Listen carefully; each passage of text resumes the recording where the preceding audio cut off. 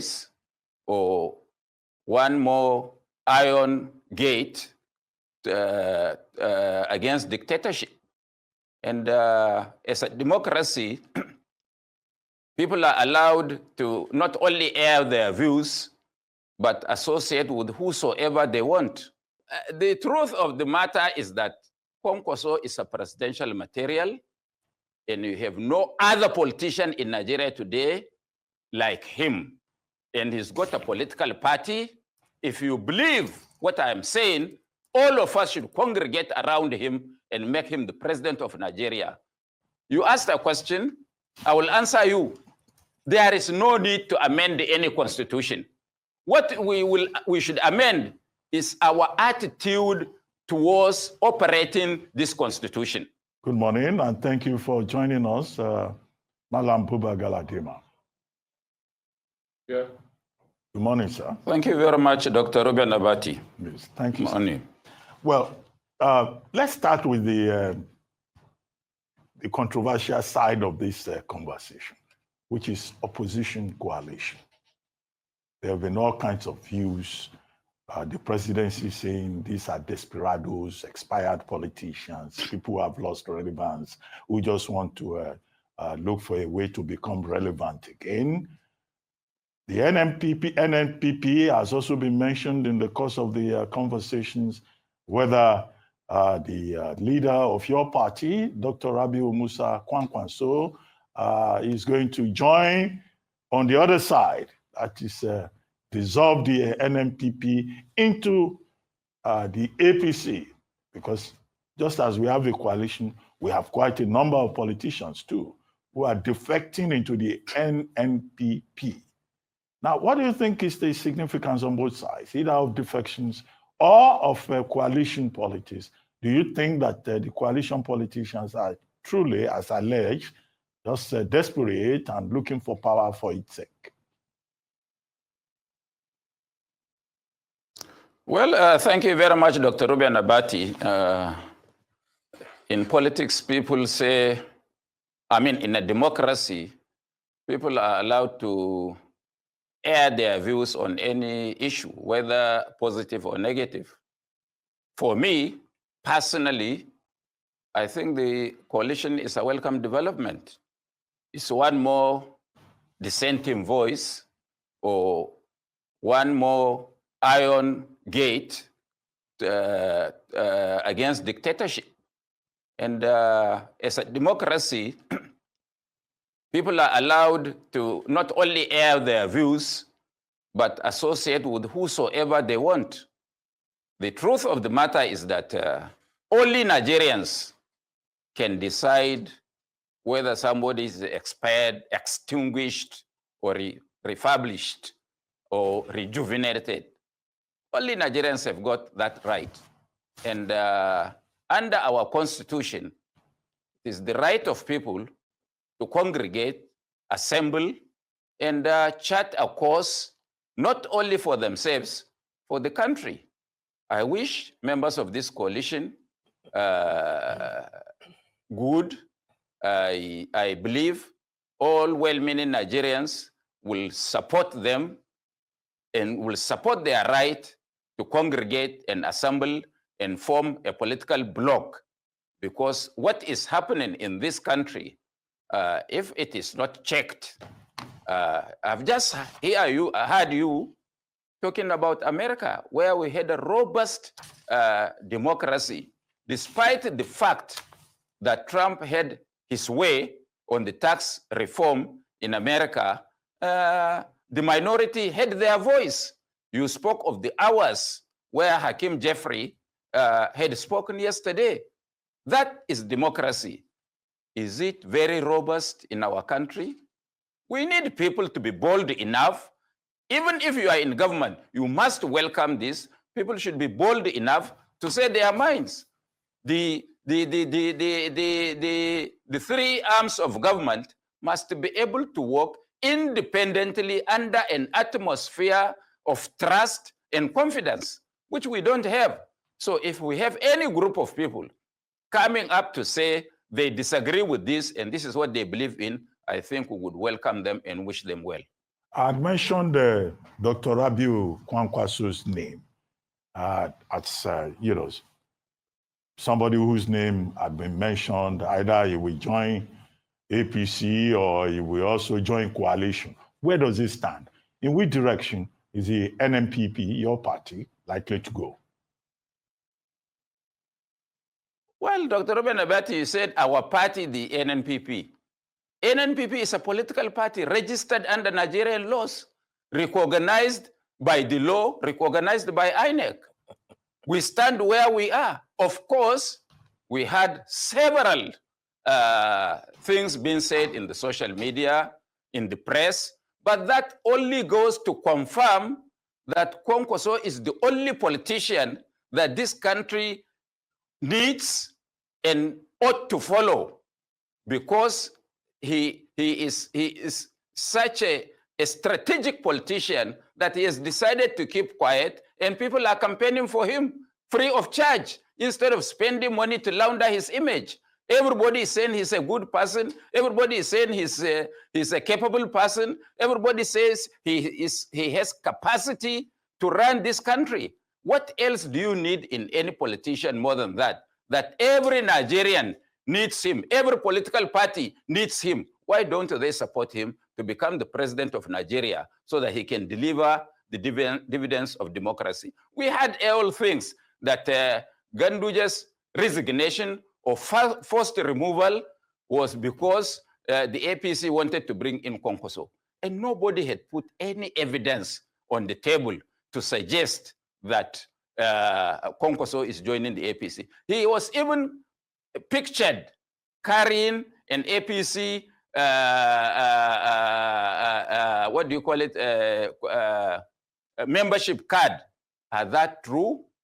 Of course, we understand that the PDP, the APC, and even the coalition had been trying to woo Kwankwaso, but he has remained steadfast, remain strategic, and we will remain in our party strategically until the whistle is blown for politics. Now we are falling into a trap, Mr. Abati, Dr. Abati, I'm sorry, that we are giving this government an excuse not to deliver dividends of democracy by politicizing everything that the campaigns have already started.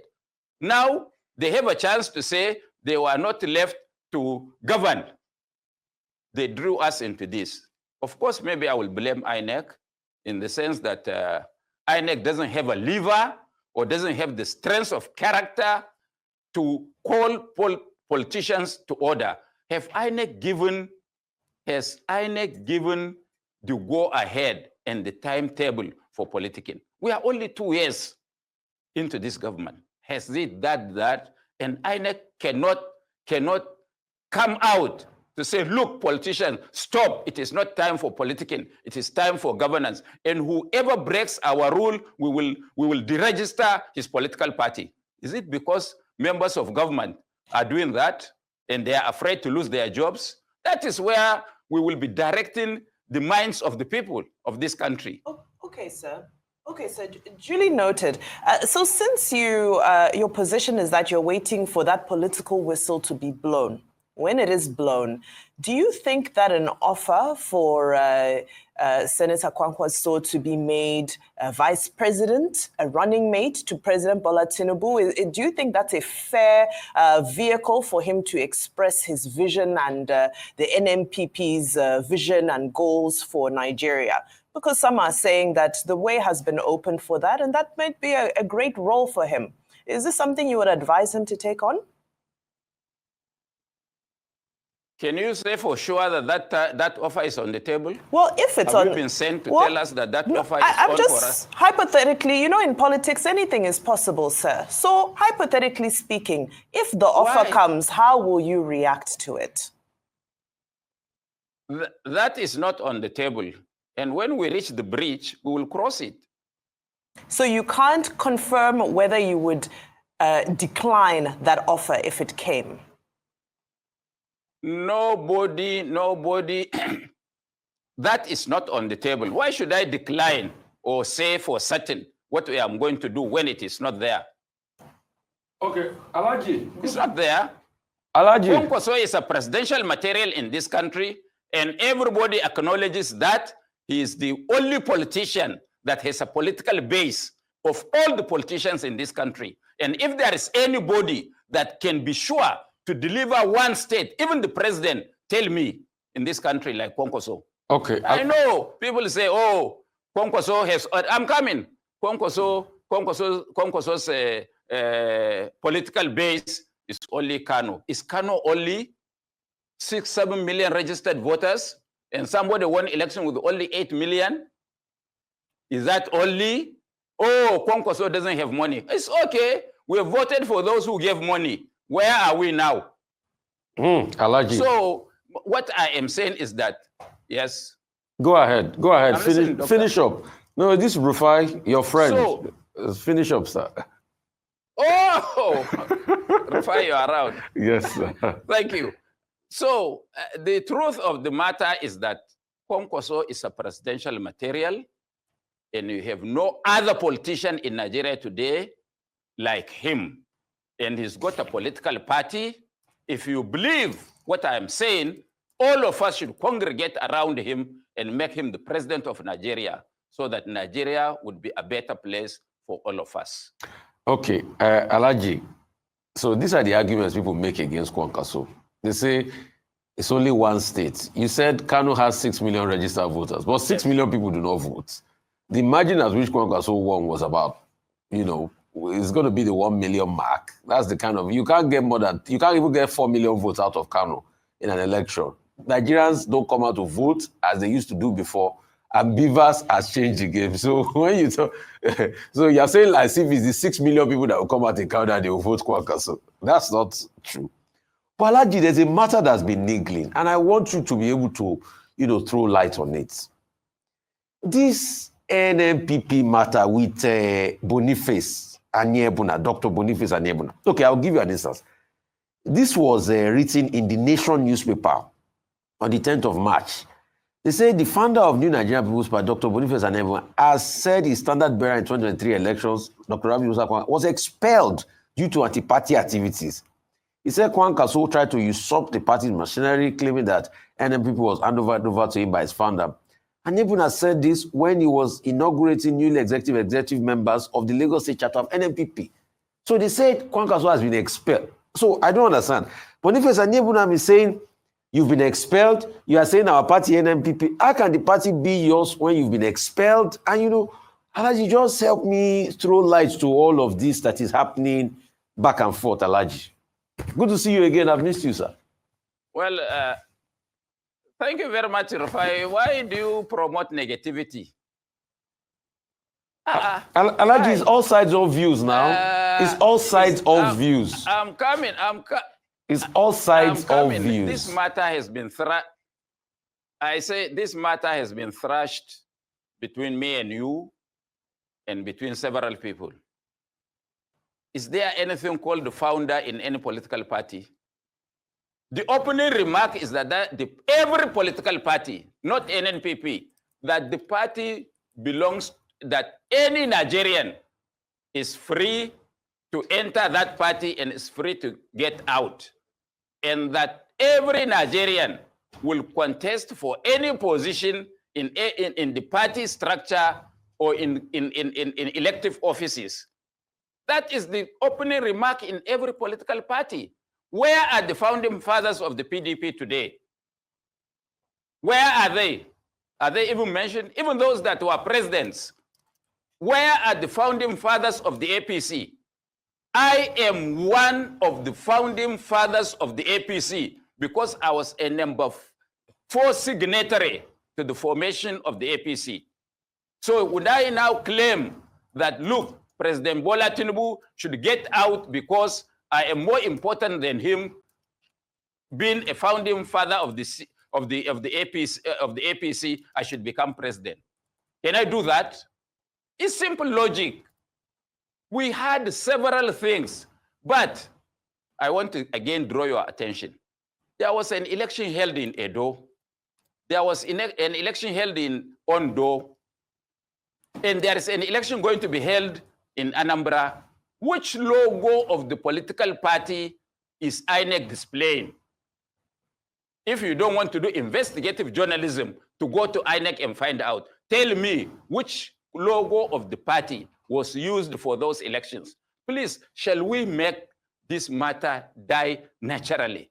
Because it looks like you are supporting those who are trying to destabilize us by always reminding Nigerians that NNPP is in crisis. We are not. Alaji, with due respect, there is only one NNPP. Alaji, with due Yes. respect, Yes. I don't sell ice cream. Yeah. I'm not here to make you happy and talk in favor of your party. I am here to give every side a view and put their side out. So I'm not here to sell ice cream. I'm not part of your party surrogate in the NNPP. You do a good job at that. I'm not part of your political arrangements. All I'm here as a journalist to do is to weigh every side of view. And let me advise you in advance, sir. The side of view I will put forward that there is only one will not make you happy sometimes, but it's a point of view. You have just explained that, no, okay, it is your party logo that INEC is adopting. But it doesn't stop the likes of the Boniface and Nebuna from talking. And as a media, it doesn't stop us from hearing their own side of view. Because if you are saying we should hear your own side of view alone, other people should not talk, then that's not media. So we must be able to represent all sides of view. And that's just what I'm saying to you today. I said, the likes of the Boniface are still talking. Rest the case. You say, I believe in negativity. It's not a case of negativity. It's a case of a side and a point of view. It's for you to now make clarity.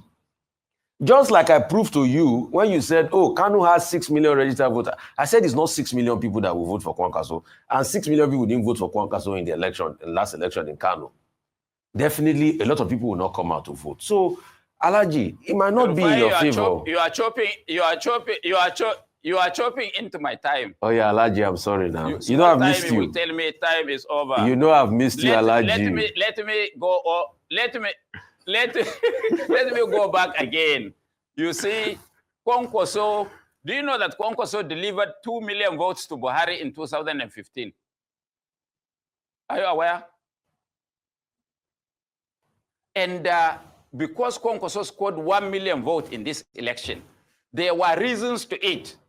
One of such reasons was that Kwankwaso started late, 6 months to election in NNPP. The second reason is that NNPP is not on the ballot properly, because if you check the ballot of 2023, there is no word written NNPP on any of the ballot papers. And if you check the ballot paper, that our entire logo that time, the basket of fruits, was defaced. And that is why there were only 20 million people in Nigeria that voted in that election, when we are supposed to have 38 to 40 million people. All those that did not vote ought to have voted for Kwankwaso, but because he was not on the ballot. Okay. So let me educate you on that one. And on the issue of NNPP, I said there is only one side to it, which is the party, which is the logo recognized by INEC. And we have gone this, me and you, in this kind of programs, discuss this matter times without number. So why do you always bring it? To refresh the minds of Nigerians that NNPP is in crisis. We are not in crisis. Alaji Galadima, just as you predicted, we're running out of time. Let's go to the other subject about constitutionality. Creation of 18 local governments being proposed, 40 states to be created as proposed by certain constituencies, state police, electoral reform, and so on and so forth. So public hearing starts today. Now, what do you think should be the priority when we seek to review this constitution, 1999? Dr. Abati, do we need to review Nigerian constitution? Well, I've just listed some of the issues. Attitude I'm coming. No, I but heard the you now. foundation is rule of law. If you don't have rule of law, you have a Hobbesian state. So there's nothing wrong in fighting in the law. That's for me. You should allow me to land whether I was going to mention that. You asked a question, I will answer you. There is no need to amend any constitution. What we should amend is our attitude towards operating this constitution. There is no separation of powers, as you know now. The judiciary, the legislature, and the executive are all one and the same thing in the hands of one person. And this is not because the Constitution did not provide for separation of powers, but because some people have abdicated their responsibility, the two arms of government, and became servants of the executive. That is our problem, is attitudinal change. One, the issues you raised, you know that times without number for the last 45 years, I fought against the idea of state police.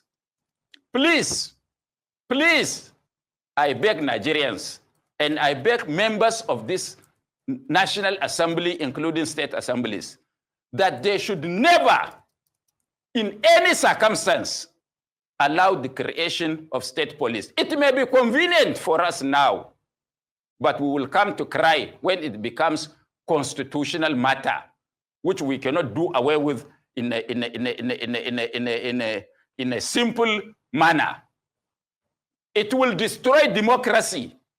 As you see now, what some of those elected are doing with us, if they have the instrument of state police, the democracy we are cherishing is gone to the winds. So I completely, throughout my time in Constituent Assembly 1987, Constitutional Conference 1994, and Jonathan's National Conference of 2014, I have fought relentlessly against the creation of state police.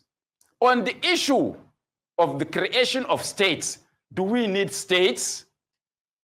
Do we really need states? If the legislature are only looking for money to spend from the budget, let them take the money and share and leave us as we are. And let them pray and use National Orientation Agency to change our attitude, the attitude of Nigerians toward governance. That would be better than tampering with the Constitution. What we need now is electoral reform where the votes of the people should count. And this is where politicians from all political persuasions and all political parties must come together to fight for a proper electoral reform. And if we can't do it from this National Assembly and other assemblies in the states, please, let's talk to those that people in government in Nigeria fear. I'm not saying that we should become a British or American colony, but it is only them that can talk to those in authority in Nigeria and they scamper for cover. Please, it is electoral reform that we only need, and that doesn't need any constitutional amendment. The laws for the election is good enough to address that matter.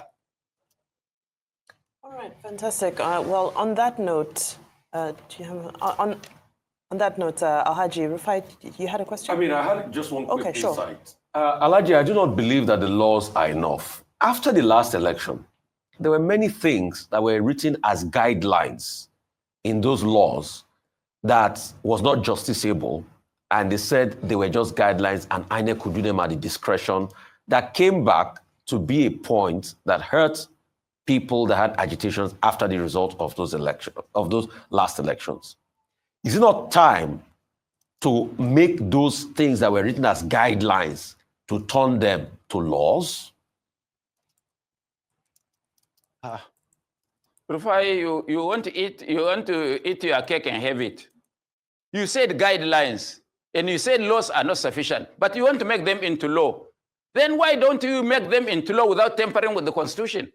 The issue is that the judiciary cannot stand up to what they are meant to do. That is the issue. That's attitudinal. Please, Rufai, you should help me address this matter. Okay, Alaji, as we begin to wrap up now, how about the devolution of powers to the states and the local councils that, is also being proposed, particularly the effort to recognize local councils as a separate level of government, which is not recognized in the Constitution as it is. Dr. Abati, when we started this Fourth Republic, the local governments were fairly independent. They managed their affairs. They could not be removed by the governors. But there was something that was introduced into the Constitution by General Magashi, who was the lawyer of the military in Abacha's Armed Forces Ruling Council, that is still haunting us. Because when you look at the financial aspect of it, which is the key issue, that in the federation account, monies should be distributed through the tiers of government, the federal government, the state, and the local governments. And every local government has its name and monies meant for it from the federation. I'm coming, please. This is a very important issue. Should be given to them directly. But unfortunately, there was another issue that says that the state, in every state, there should be also a state account where all monies should be put into. That money that they say, we that framed the Constitution, what we meant that time was that is money generated within the state that will be put into that account, and the state House of Assembly will now make a law on how that money should be distributed between the state and the federal government. But monies that have already been distributed from national level should not go into that account. That is the only thing that you need to address in that law.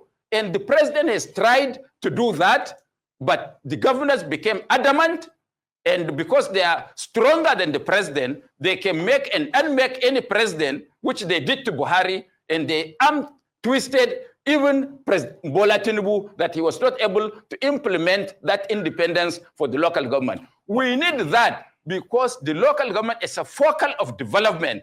And in some states, there are certain communities that will never become governors of those states. So if you give them that independence and give them their money, they will manage it in a manner that they want, not for the state to tell them what they should do.